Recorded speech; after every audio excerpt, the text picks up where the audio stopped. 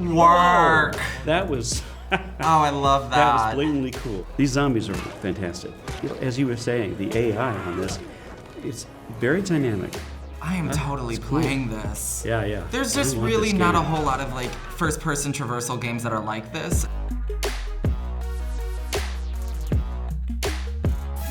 Hi, I'm Kolozsi. I currently work at Riot Games on League of Legends Wild Rift as a content producer. Hi, I'm Hockbrueckner. I've been in the game industry for about 23 years. I work for Spheroid Productions. I have worked on over 80 games, maybe more than that. I've kind of lost track.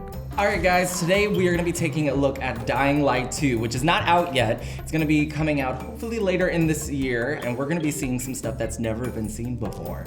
So let's get into it. You get after those. I'll look after him. The lighting is a little pre-baked, I think, is for this scene. It doesn't look like it has dynamic lighting yet, which could just be where it is in the development. Yeah, I agree with that. Yeah. I miss first-person games with stories, though. I feel like we've been missing those. Realism is excellent. I'm really happy with the faces in particular. Again, it looks like stop motion animation. I mean, they had to have some really good actors there that they captured it precisely. I'm impressed. Look at that. Look at the texturing.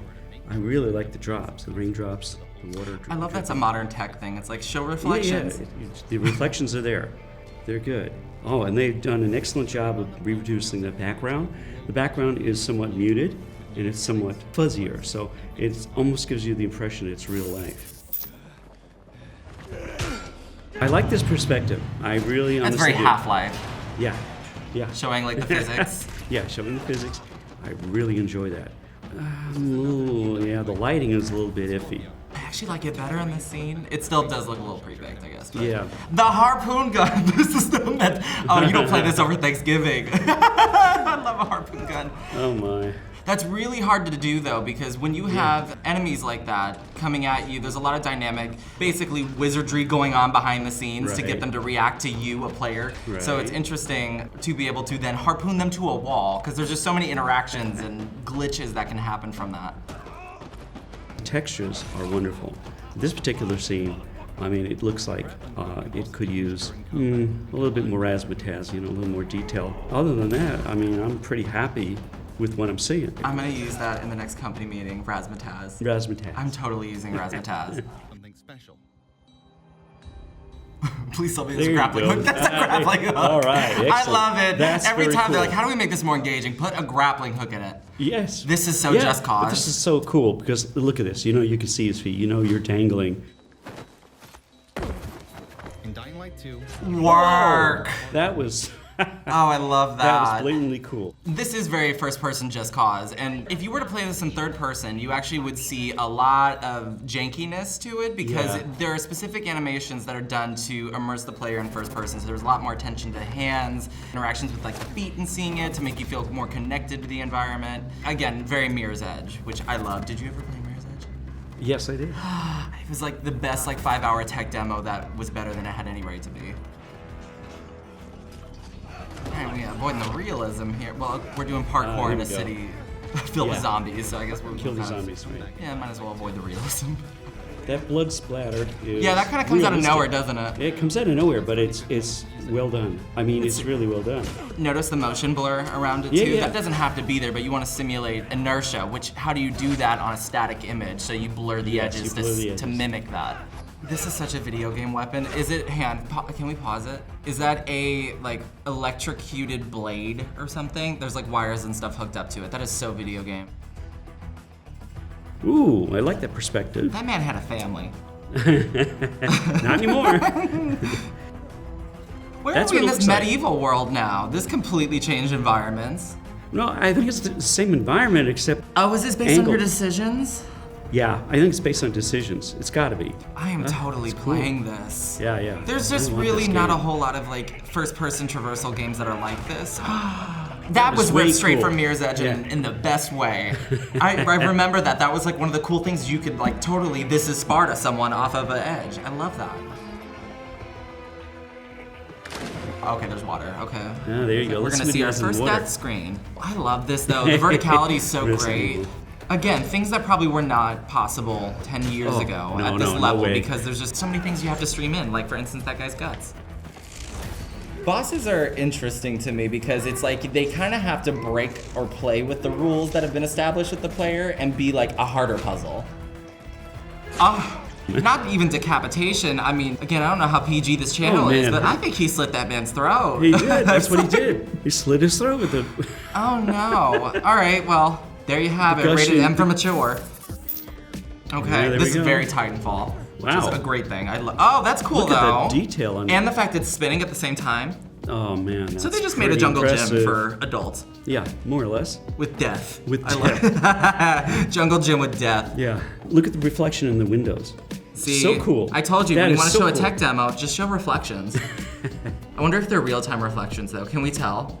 Or are they baked in? This is such a like an internet video game nerd thing. Be like, are the reflections real-time? The reflection. Oh no! That's great. Absolutely not. At very last of us cutting through a crack in the wall. Stop!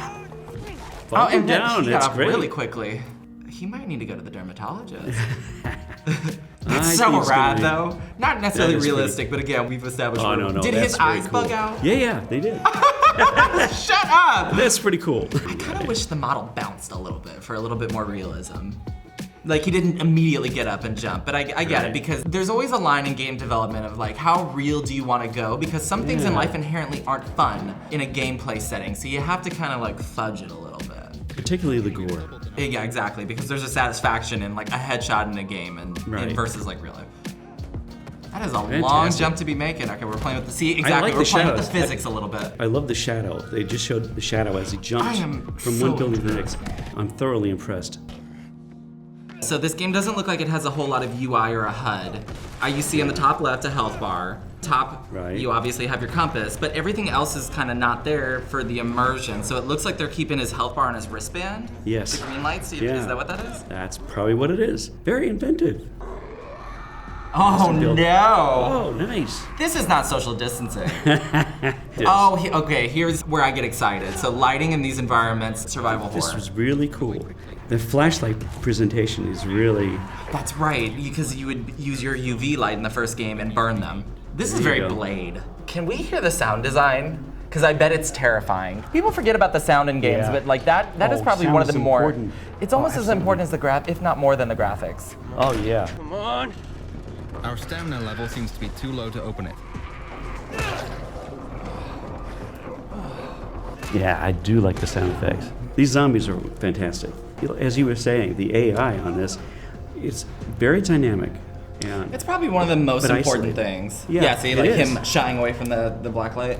The AI is there, but it's been personalized. Because they need to have realistic reactions to what you're doing, otherwise you're not really in it. I love that weapon be, though. that's You can very have them cool. all react and jump away. It's very like superhero kind of power, but they made it make sense. What's great about this is again the draw distance, because there's a difference between skyboxes and what's actually there. A skybox is meant to simulate a background. So you might see that in certain games with something far off that you never are gonna have to go explore or can explore. But with something like this, when you see something in the distance, you can go over there. I'm really starved for first-person parkour games. Jumping out on top of a zombie on top of a building so you don't die is fabulous. I love that idea. So I'm definitely wanting to pick this up. It's been on my radar for a while. All right, you guys, that's it for our thoughts today on Dying Light 2. Make sure you head over to Gamer Forecast on Facebook and YouTube. And join us there. See you come party with us. Interesting. Interesting. Is that profiling I hear? Okay. She looks like she's taking a nap as opposed to being involved. Yeah, she's like, I'll kill you, baby. Exactly. You know, don't put that in. Don't put that one in. Words are hard.